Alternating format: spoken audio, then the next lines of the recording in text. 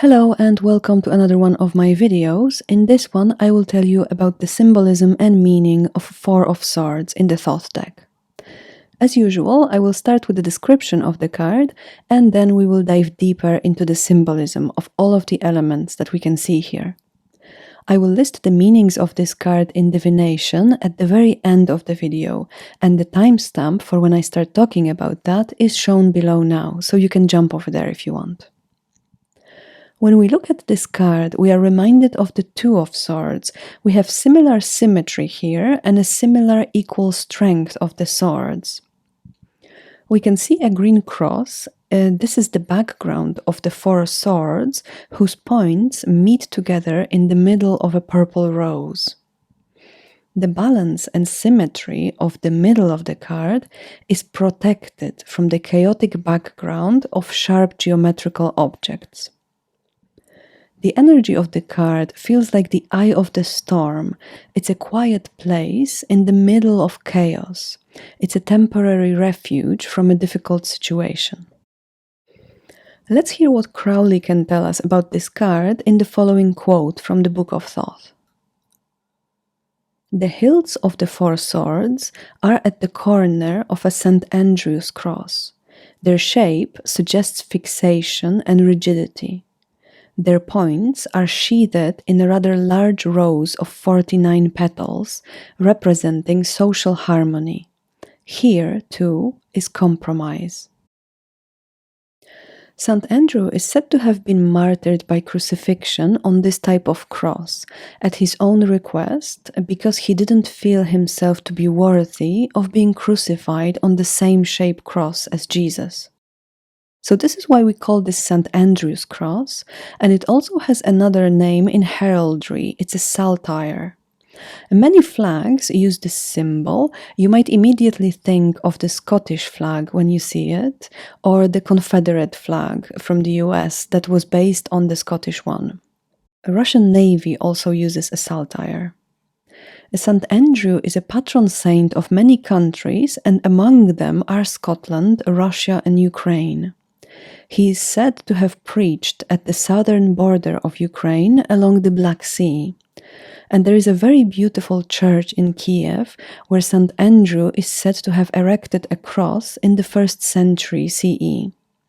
He prophesied that there would be a great city built in this place, and later on Kiev became the center of the Eastern Orthodox faith. Crowley tells us that this symbol and the four swords balanced together suggest fixation and rigidity. And even though we have peace and balance here, we also see that there is nowhere for us to move. The cross is protecting the truth, but it is also limiting our movements. The cross is green, which tells us there is a Venusian influence here. Green is the color of the 7th Sephira, Netzach. Venus rules the sign of Libra, and together with Jupiter, they are both benefic planets, which means their energy is experienced by us in a more positive way.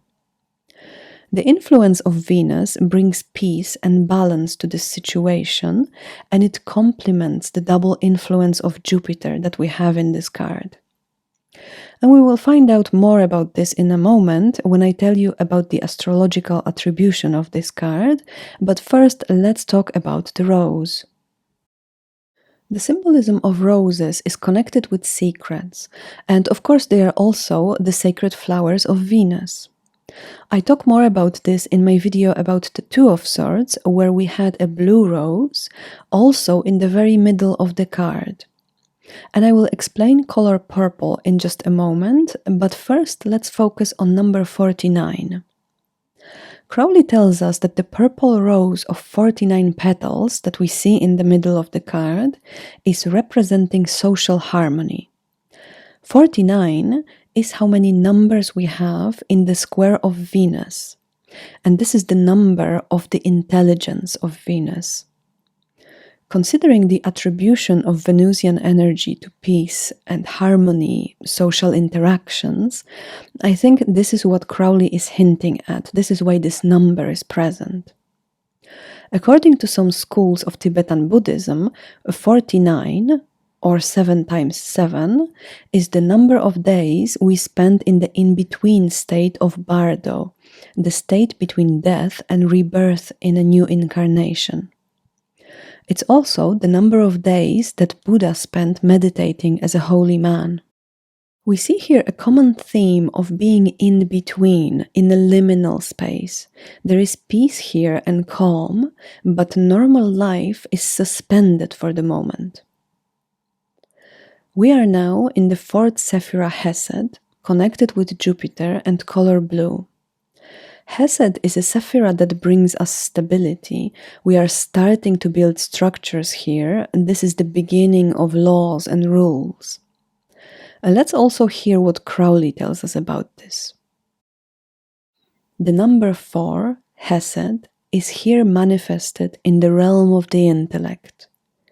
Hesed refers to Jupiter, who rules in Libra in this decanate. The sum of these symbols is therefore without opposition. Hence the card proclaims the idea of authority in the intellectual world. It is the establishment of dogma and law concerning it. It represents a refuge from mental chaos chosen in an arbitrary manner. It argues for convention. The purple color of the rose comes from the Golden Dawn color scale. The color scale for Hesed in the 3rd world of Yetzirah is deep purple. This color is also the main color of the major arcana card Fortune associated with Jupiter. This card is quite dynamic, showing us a change in fortune, expansion, and new opportunities. But the dynamic nature of the energy is not due to our actions. In the fortune card, we can seize the opportunity, but we can't create it ourselves. When we see this card in our spread, it tells us to just trust in the workings of the universe and have faith that everything will fall into place just right. And this reminds me of the well-known tactic of dealing with problems that was popularized by Donald Trump. If you remember, it was mentioned in one of his books that if he faces a problem in one of his businesses, he goes away and plays golf. And this way, either the problem solves itself, or more likely one of his employees will solve it, or the headspace created by a relaxing game of golf allows for new ideas and new solutions to pop into his head. And of course, there is a fine line between taking time off to generate new ideas and just putting your head in the sand and wishing the problems would just go away.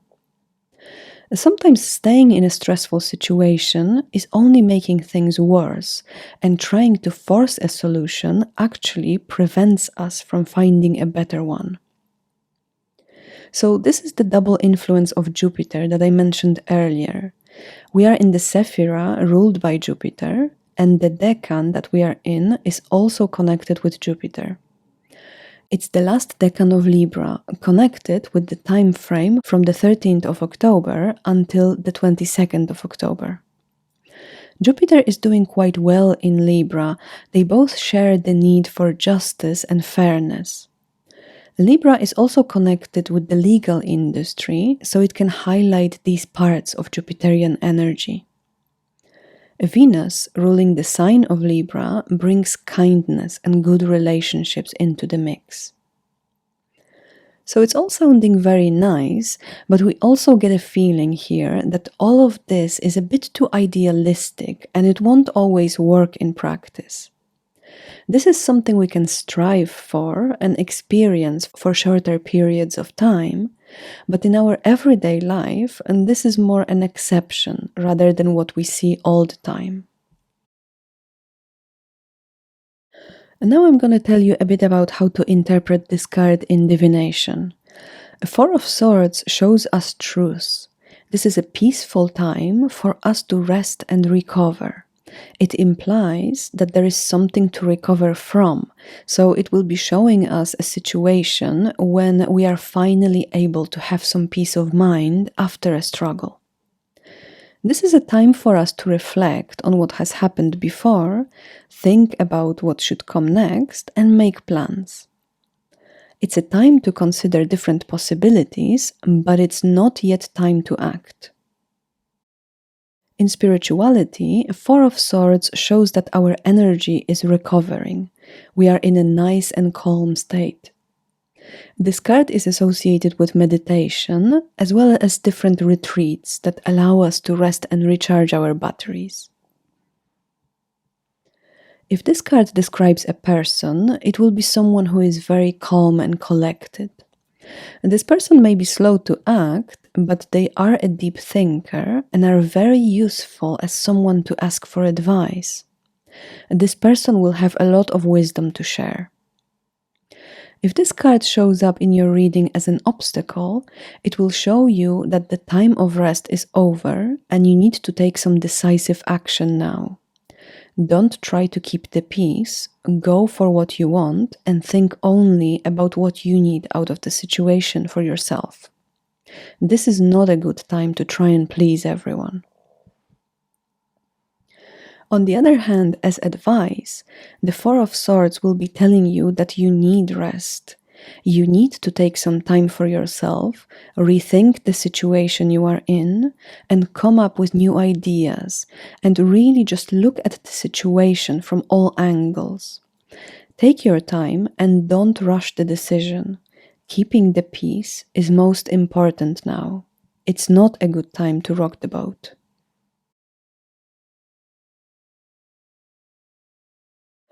That's it for today. Thank you so much for watching, and please remember to like the video, leave a comment, and of course, subscribe to my channel.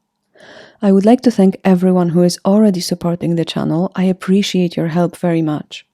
And if you want to start helping, please consider a one-time PayPal donation, or you can become a patron of the channel for just €3 per month.